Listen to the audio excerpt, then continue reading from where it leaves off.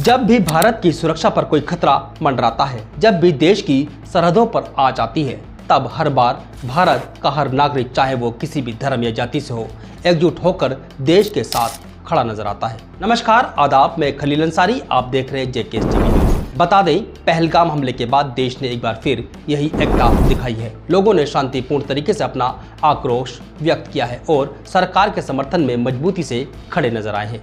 लेकिन इस पूरे घटनाक्रम में सबसे बड़ा श्रेय जाता है और जाना भी चाहिए, तो वो है हमारे भारत के वीर सेना। भारतीय सेना ने जिस तरह पाकिस्तान के अंदर घुसकर आतंक के ठिकानों को नस्तानाबूद किया है, वे साहस, रणनीति और संकल्प का अद्भुत उदाहरण है। देश की सेनाओं ने आतंकवाद के खिलाफ निर्णायक प्रहार करते हुए ये स्पष्ट संदेश दिया है, भारत अब चुप नहीं बैठेगा।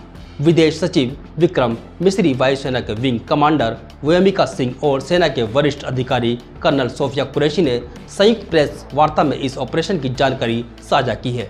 बताया गया है कि किस तरह सटीक खुफिया जानकारी के आधार पर आतंकी अड्डों को निशाना बनाया गया है। देश आज गर्व से कह सकता है कि हम सुरक्षित हैं, क्योंकि हमारी सेना हर खतरे का जवाब देने में सक्षम है।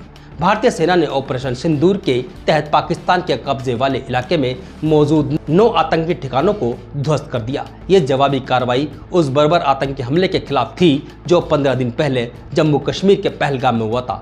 कर्नल सोफिया कुरैशी ने इस मिशन को पीड़ितों के लिए न्याय बताया है। उन्होंने कहा है, ऑपरेशन सिंदूर सिर्फ एक जवाबी कार्रवाई नहीं, बल्कि हमारे नागरिकों के लिए न्याय और आतंक के खिलाफ भारत की निर्णायक चेतावनी है। अब यह भी जानना जरूरी बन जाता है कि कौन है कर्नल सोफिया कुरैशी। बता दें, गुजरात के बड़ोदरा से आने वाली कर्नल कुरैशी भारतीय सेना की पहली महिला अधिकारी, जिन्होंने अंतर्राष्ट्रीय सैन्य अभ्यास में भारतीय टुकड़ी का नेतृत्व किया था। उन्होंने 1999 में सेना के सिग्नल कोर में कमीशन प्राप्त किया और अपने सैन्य करियर में एक से बढ़कर एक साहसी कदम उठाए। वर्ष 2006 में उन्होंने संयुक्त राष्ट्र शांति मिशन के तहत कांगो में सेवा दी, जहां युद्ध विराम की निगरानी और मानवीय सहायता मिशनों में उन्होंने महत्वपूर्ण भूमिका निभाई। वर्ष 2016 में पुणे में आयोजित बहुराष्ट्रीय अभ्यास फोर्स 18 में उन्होंने भारतीय सैन्य टुकड़ी का नेतृत्व किया, जहां पर भारत समेत 18 देशों ने भाग लिया और वह इस अभ्यास में कमांडर बनने वाली एकमात्र महिला थी, सोफिया कुरैशी। कर्नल कुरैशी की ये सफलता सिर्फ सैन्य उपलब्धि नहीं, बल्कि हर भारतीय महिला के लिए प्रेरणा है। उनके पिता और दादा दोनों सेना में रहे और अब खुद उनकी बेटी ज़ारा भी सैन्य सेवा में जाने का संकल्प ले चुकी हैं।